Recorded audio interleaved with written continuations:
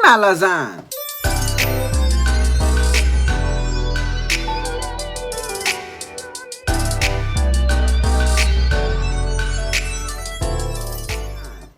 What's good with it, y'all? It's your man Alazon, like Amazon, but with an L. Hey, y'all, what's good? Y'all chilling? Yeah, I'm chilling, you know what I'm saying? I'm doing it all, you feel me? Anyway, we are back with another video. This is about Ariana Grande. We talking Ariana Big. Is that what we talking about right now? Yeah, we talking about Ariana Big, you know what I'm saying? But she gets defensive over Mac Miller in a new interview. This is about the Breakfast Club, right? So I want to see how she gonna get in defensive. Everybody want to see why she getting defensive. You know what I'm saying? So yeah, we're just gonna check that out. I'm gonna stop talking because I'm not making sense and I'm blurring. And I don't know why I'm speeding my words up and I'm not pronunciating the way I usually do. But it's okay because I'm back now. You see how I'm smooth right now? You feel me? I ain't stumbling. I'm pronunciating all my words. You know what I'm saying? I'm clear as day, like a sky. Anyway, y'all, let's get it.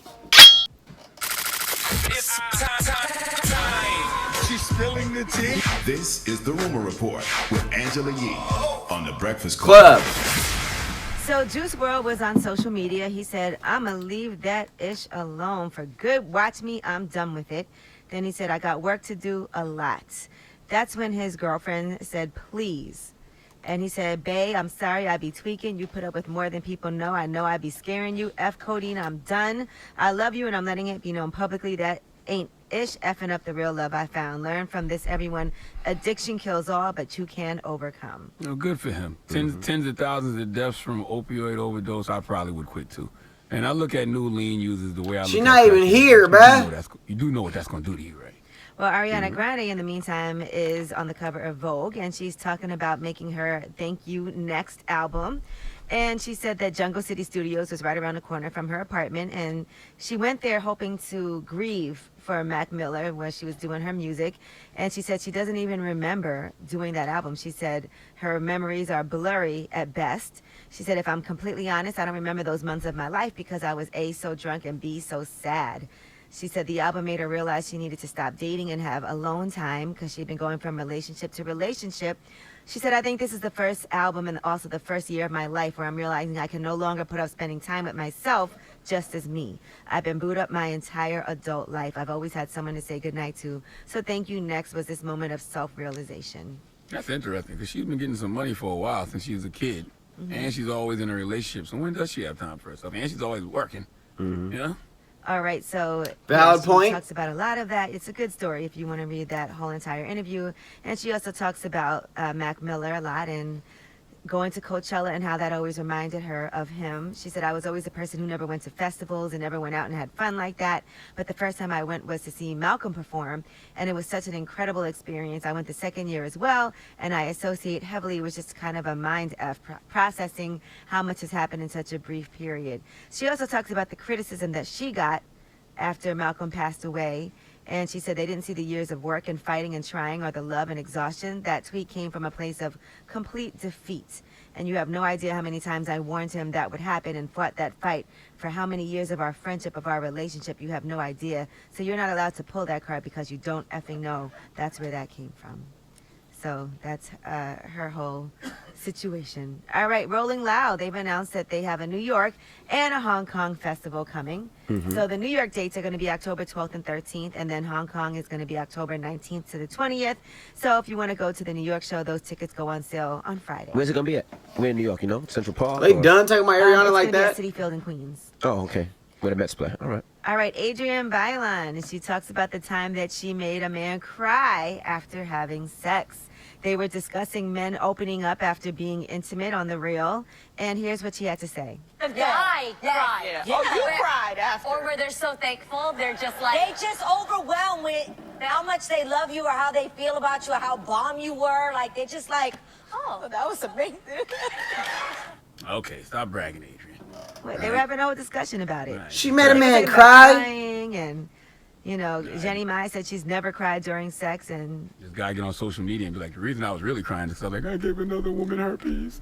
I gotta stop being like this. Stupid, man. I have to stop being this person. because it was so amazing. All right, now Kristen Davis was on Red Table Talk. You know her from Sex and the City, and the topic was, should white people adopt black kids?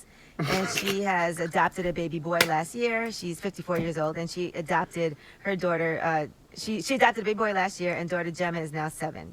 So here's what Kristen Davis has to say about experiencing racism when it comes to her having a black child, and It's a also free not country. knowing what it feels like to be black, no matter That's a how funny hard question. she tries, because she can't say, "I know what that feels like." This is what I want to say from a white person adopting. You absolutely do not fully understand. There's no doubt. There's no way you could. Right. Yeah. Because you could understand that you live in white privilege, and that's a theory, and you could see things. Right. But it's one thing to be watching it, you know, happening to other people. And it's another thing when it's your child. And you Yes. haven't personally been through it. It's a big issue. It's something that I think about every day and every night. It's gonna sound crazy, but I never understood that. Even as a kid, you would always see like celebrities and a lot of white people adopt black babies, and I never understood it as a kid. I was like, what is this, like a fad, or we like a new bag? Lord, gotta give me a little black baby. I never understood it. I bet you it increased after the movie The Blind Side came out. You're like, a little NFL player? See? I'm telling you. See? And she's right. You can adopt black kids, but they can't adopt your white privilege. So, yeah. Right. I mean, and that's something that she understands. She can't be like, I know what it feels like. I know what you're going through. So, all right. Well, I'm Angela Yee, and that is your Rumor Report. Man.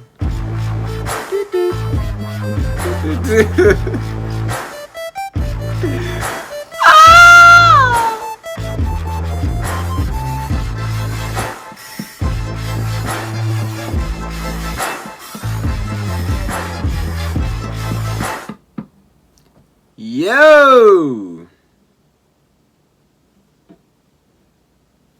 That was a heck of an interview. We were supposed to be talking about Ariana Grande. What happened? They talk about a dude crying after sex. What just happened? Like, what'd she do? Like, bite his ling-ling, you know what I'm saying, during it, and then, like, yank him from it? Put it in the blender? What happened? She did something to make a man cry off, or he probably didn't perform. That's a sensitive, wow. I may sound wrong for saying a man shouldn't cry after sex, but I don't care.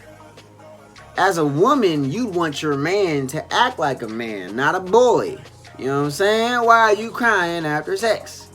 Has to be a good reason. I want to know the reason behind that. I feel like there's more.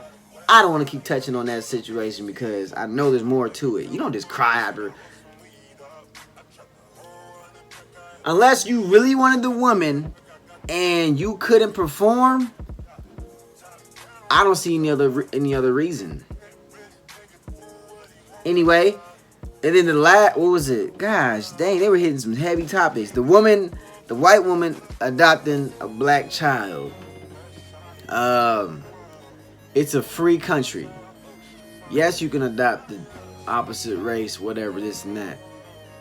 But yeah, like they were saying, you can't really understand until you've been put through it. Yes, when they're at home, they get to, enjoy the luxurious life of having, everything they can need and want, you know what I'm saying? And love and caring from a parent that actually cares. But when you dropping them off at school, when they applying for a job, when they talking to a policeman, and now I'm not anti-policeman because we need police in this world. Of course, there's the bad batch, but if you just do what they say, you'll be alright, you know what I'm saying? But, bruh, when they talk to a policeman, when they in the school, and the teachers is looking at them, you know what I'm saying? Yes, at home, and when you're with them, you can kind of like be like, give them that loving aura and protection, I guess you'd say.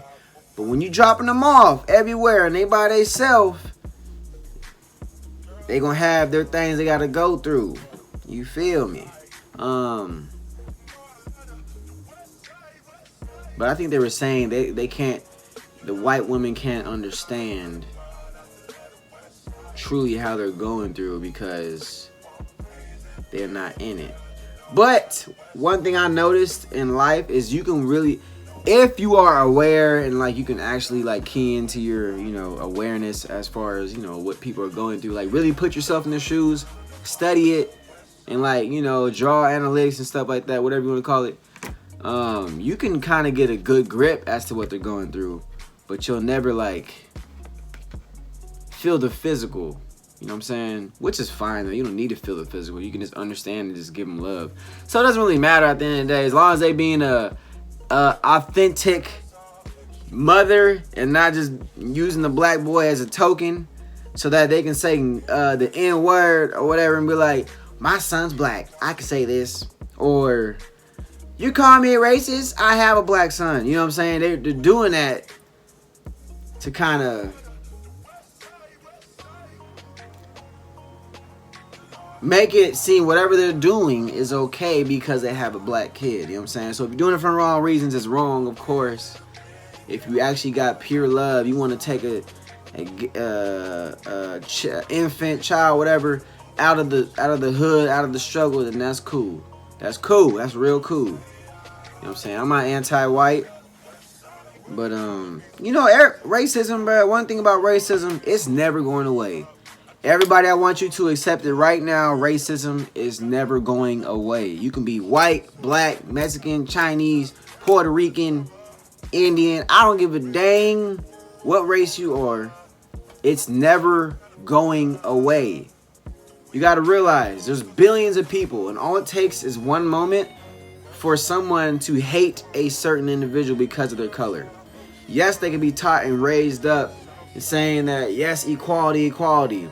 And then they have 5 bad experiences from a white male or black woman or Indian. You know what I'm saying? All it takes is one experience or one person to get in their head, and then boom.